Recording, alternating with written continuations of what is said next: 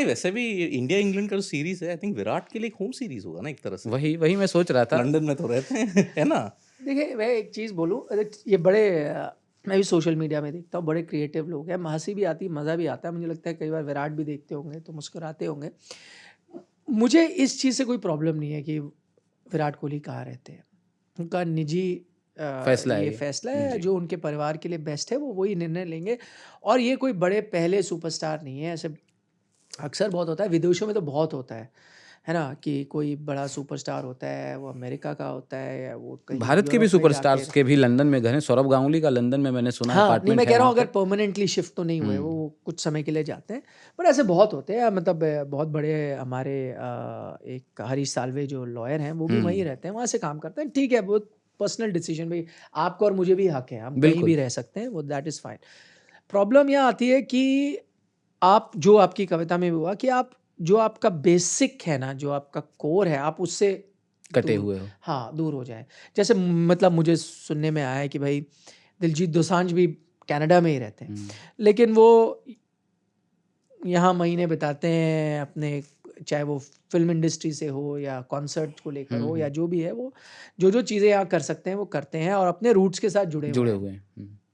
मुझे कई बार यही लगता है कि देखिए सचिन तेंदुलकर ये करते थे और हर चीज़ जैसे सचिन करते हैं वैसे करने की ज़रूरत नहीं, लेकिन बड़े बड़े खिलाड़ी करते थे। गावस्कर का हमने नाम लिया कि जब आप परेशान होते थे, आप वहाँ पे जाते थे जहाँ से आपने सब कुछ शुरुआत की है।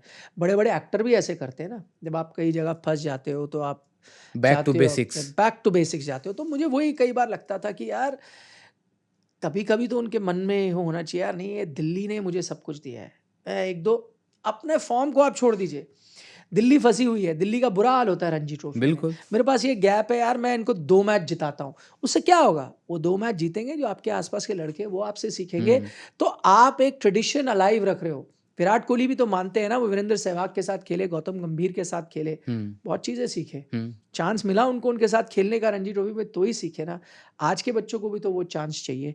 आप you owe it back to this city. इसकी चाहे वो छोटी उनकी एकेडमी हो, चाहे वो फिरोजशाह कोटला का बी ग्राउंड हो जहाँ उन्होंने सबसे ज़्यादा टाइम मिला, आप वहाँ जब जाएंगे, आप जब वहाँ लगातार खेलेंगे, रणजी ट्रॉफी खेलेंगे, आप साल साल में 2-2 बार मैच खेल के भी जो बूस्ट दोगे अपनी टीम को, 2 मैच जिताओगे, लड़के सीखेंगे, वो बहुत ज़रूरी है। उससे आपका जो मदद होगी वो अलग बात है। आप अपनी एकेडमी में पहुंच जाओगे, कितने लड़कों को आप इंस्पायर कर दोगे। वेस्ट दिल्ली एकेडमी में वो खेलते हैं, किसी दिन जब कुछ परेशानी है, अब मैंने सुना है वो अपने कोच से बात भी करते हैं, आप वहाँ जाके नेट बॉलर को बुलाओ, भाई बॉल डालो, इतने दिन में आपको जैसा बॉलर चाहिए आपको वहाँ बॉलर मिलेगा, आप वहाँ बैटिंग करो। तो और क्या होता है, मेंटली भी आप रिजुविनेट होते हो। आप अगर फेमिलियर सराउंडिंग्स में आ जाते हो, एक तो खेलने को लेकर एकेडमी, रणजी, वो तो चलो सबका भला करो, आप वो छोटी छोटी चीज़ें भी करते हो जिसको आपको खुशी मिलती थी, आप उन गलियों में जाते हो, आप वही खाना कई बार टेस्ट करते हो, वो चीज़ें आपको रिजुविनेट करके आप। और मैं ये कहता हूँ हर आदमी, आप हो, मैं हूँ, मानो मैं ज़िंदगी में बहुत बुरे दौर से चल रहा हूँ, ठीक है, मैं यहाँ काम करता हूँ, ये मैं शहर से आता नहीं हूँ, बट अगर मेरे बहुत बुरा टाइम होता है, मैं क्या करता हूँ, मैं घर जाता हूँ, अपनी माँ के घर जाऊँगा, वहाँ रहूँगा, अपने पुराने दोस्त यारों से मिलूँगा, वही चीज़ें करूँगा, वही गलियों में जाऊँगा जहाँ खाना खाया करता था, छोटे से रेस्टोरेंट। उससे आप रिजुविनेट होके फिर आप वापस आते हो, तो आपको जो सेटबैक लगा है आप उससे फिर वापस शुरुआत करते हो, तो मेंटली भी आपको चेंज सकता है। तो उस लिहाज से मैं चाहता था कि अगर वो कुछ ना, उनका यहाँ पे भी घर है, दिल्ली एनसीआर में है, ठीक है, वहाँ नहीं है जहाँ पहले रहते थे, गुड़गांव में है, जहाँ भी है, वो आते रहे, क्रिकेट खेलते रहे सुबह। मतलब मैं वही कहता हूँ, कभी कभी मुझे लगता है कि ऐसे उनको अंदर से फील नहीं आती होगी कि मैं डिक्की खोलूं, अपना किक बैक डालूं, डिक्की बंद करूं, खुद गाड़ी चला के ग्राउंड पहुंचूं, है ना, और बॉलर आए और मैं थोड़ी बैटिंग करूं, पूरा दिन वो मस्ती हुई, उसके बाद कोई लस्सी पी, जैसे होते थे ना बच्चे जब खेलते थे, लस्सी पी, चाय पी, ये मस्ती करी दोस्तों के साथ, शाम को आया, शावर किया, आपने अपना एंजॉय किया। देखिए अगर वो आते भी हैं डोमेस्टिक क्रिकेट में, मान लीजिए, तो कितने श्रोता भी आएंगे।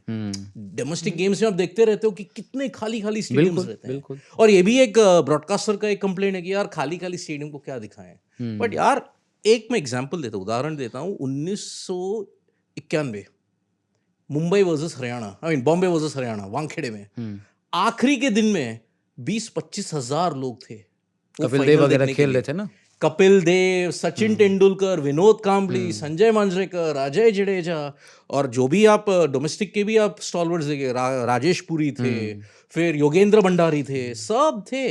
उनको बॉम्बे वर्सेस हरियाणा, भाई वो था जबरदस्त मैच। सब लोग देख रहे थे, बोल रहे अरे तेंदुलकर लग गया, अरे अब वो जितवा देगा, ऐसे सब बैंटर चल रहा था। 96 और 75, 1991 में तेंदुलकर ने मारा, सब लोग देखने आए थे। बिल्कुल। तो दैट इज वाई अभी देखिए लास्ट टाइम आपने कब इतनी भीड़ देखी थी? शायद 12-13 साल पहले, शायद जब विराट कोहली ने अपना आखिरी मैच खेला था डोमेस्टिक में, तब गाजियाबाद में शायद आपको उतनी भीड़ मिली होगी। फिर धोनी ने उतना नहीं खेला था अनफॉर्चुनेटली, ना रोहित शर्मा। वही बहाने, कैलेंडर, अरे क्रैम्प्ड कैलेंडर है भाई।